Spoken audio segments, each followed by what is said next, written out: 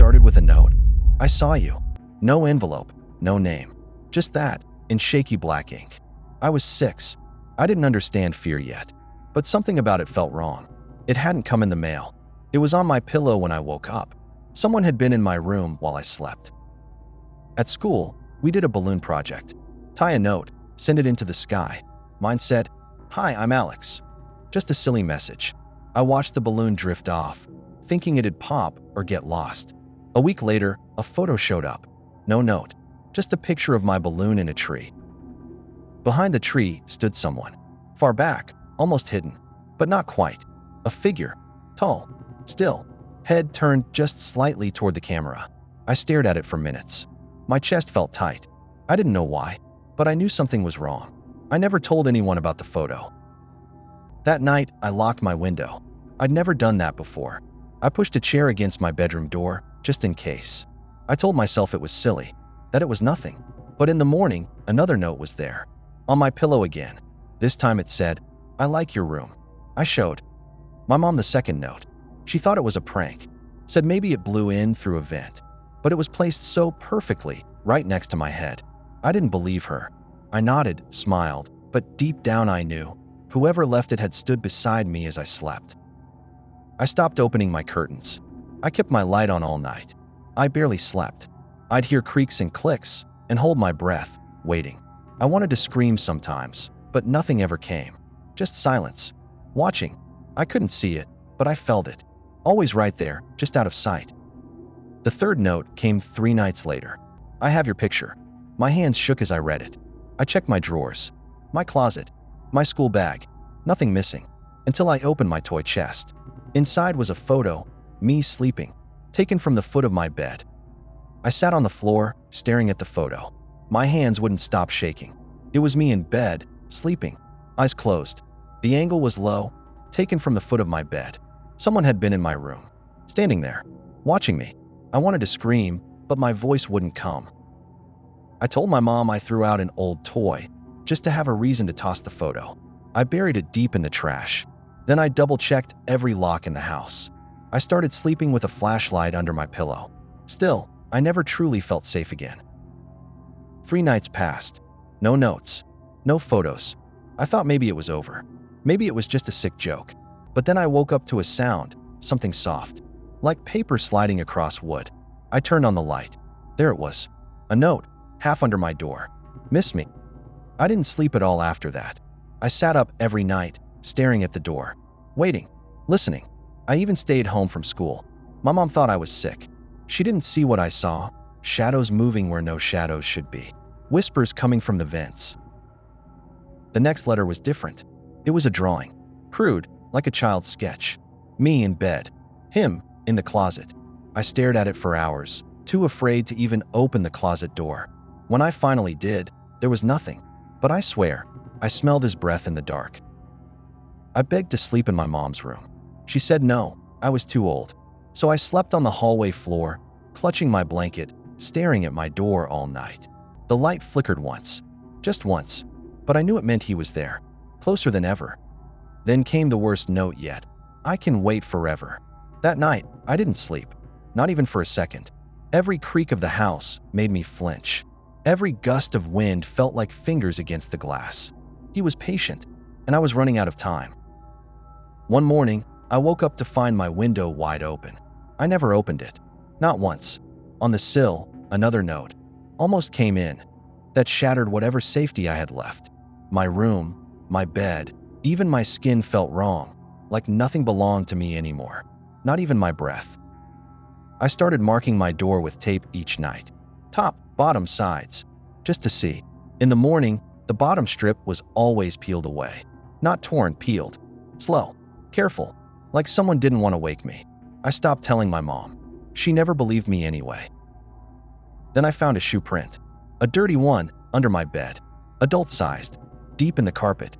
That night, I slept in the tub with the door locked and a knife in my hand. I was only a kid, but I felt hunted. Not haunted, hunted. Like something alive was playing with me. At school, I couldn't focus. I jumped at every noise. My teacher called my mom. They thought I needed counseling. But therapy can't help when someone's crawling into your house at night. when their breath brushes your cheek as you pretend to sleep, when you know they'll come back. One evening, the power went out. Total blackness. My flashlight flicked on, then died too. That's when I heard it. Floorboards creaking. Slow. Heavy.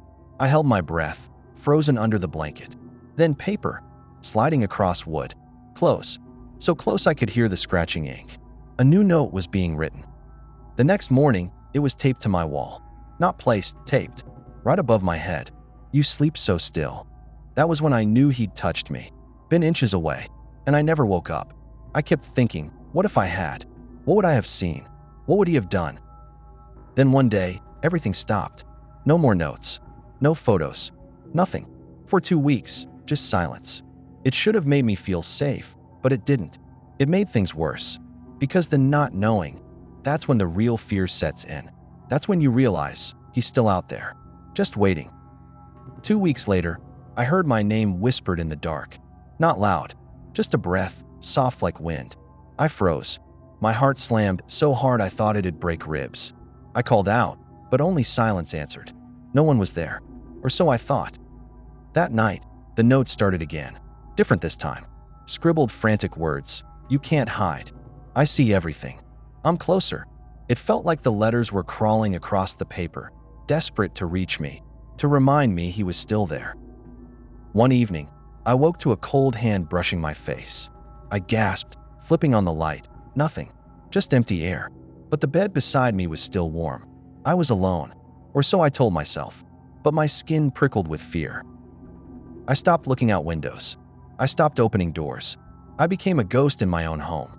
Every creak, every shadow sent my mind racing. Was he watching through walls? Listening through floors? I couldn't tell anymore what was real and what was my fear. My friends stopped calling. I stopped answering. I was trapped in a silent prison, locked away by something unseen. I wrote down everything, notes, sounds, feelings, in a notebook. It became my only friend, my only proof that I was still fighting. Then, one night, the house went silent. Not a creak, not a whisper, just cold, empty quiet. I thought it was over. But when I turned on my phone, I found a new message. No sender, just text. I never left. I dropped the phone. My hands shook. I didn't know what to do.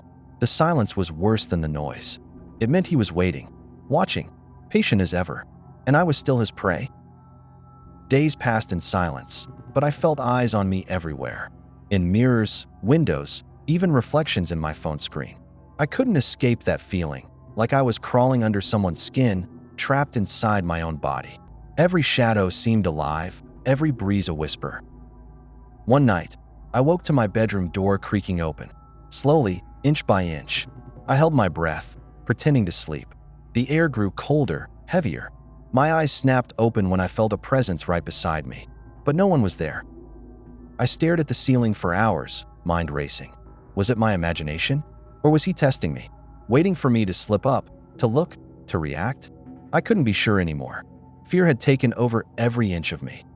The next day, I found another note on my desk, written in the same shaky handwriting. I'm closer than you think. My blood ran cold. Who was watching me? How long had he been inside my house? Inside my life? I started checking every corner, every shadow. My hands trembled with every step. I stopped eating, stopped talking. My world shrank to that one small room where I could pretend I was safe, but I wasn't. One night, I saw a movement outside my window, a tall figure standing just beyond the glass. I blinked, but it didn't move, just stared. I wanted to scream, but I was frozen, paralyzed by fear and confusion. When I woke up the next morning, the figure was gone. But on my pillow, a new note. You can't hide forever. The fight wasn't over. It had only just begun. I stopped trying to explain what was happening. No one would believe me. They'd call me crazy. So I kept everything inside, locked away in my mind. Every noise, every shadow, every whisper felt like a trap closing in tighter. One night, the lights flickered. The power cut out completely. I sat frozen in the dark, heart pounding, waiting for something. Then, soft footsteps creaked closer. I held my breath, terrified. The door handle turned slowly, deliberately. I squeezed my eyes shut, willing it to be a nightmare. When I opened them, The door was cracked open. Cold air spilled into the room. But no one was there, just silence. Yet I felt a presence, a weight on my chest, crushing the air from my lungs. From then on, I stopped sleeping. I stayed awake, watching, waiting. Every second stretched into an eternity of fear. I became a prisoner in my own home, haunted by something I couldn't see but could feel breathing down my neck. Days blurred together. I lost track of time. The notes stopped, but the fear didn't. The silence was worse, full of waiting, watching. It was like he was holding his breath, waiting for me to break. Then, one night, I found a new message taped to my bedroom mirror, written in red ink. Soon. I didn't know what that meant, but I knew it wasn't a promise. It was a threat. I'm still waiting, still scared, still trapped in this nightmare that never ends. If you've heard something like this too, leave a comment. I need to know I'm not alone. The next morning, I found my bedroom window wide open again. I never opened it. A thin scratch ran along the glass, like claws trying to get in. My heart pounded as I closed it, locking it tight. But that night, I heard soft tapping on the glass, slow, deliberate. I tried telling my mom, but she just sighed, telling me it was just the wind. I knew better. The tapping kept coming every night, growing louder, more urgent. I stopped sleeping entirely, sitting by the window with a knife in my hand, eyes wide open. One night, I caught a glimpse of a shadow moving outside. Tall, thin, always just beyond the reach of the streetlight. It didn't move like a person, more like a predator stalking its prey, waiting for me to slip up. The notes came back, but now they were different. Scratched into the wall beside my bed. I see you. No paper, no hiding place. Just these cruel words staring at me in the dark. I tried to cover them, but the next day they were back, fresh and bloody.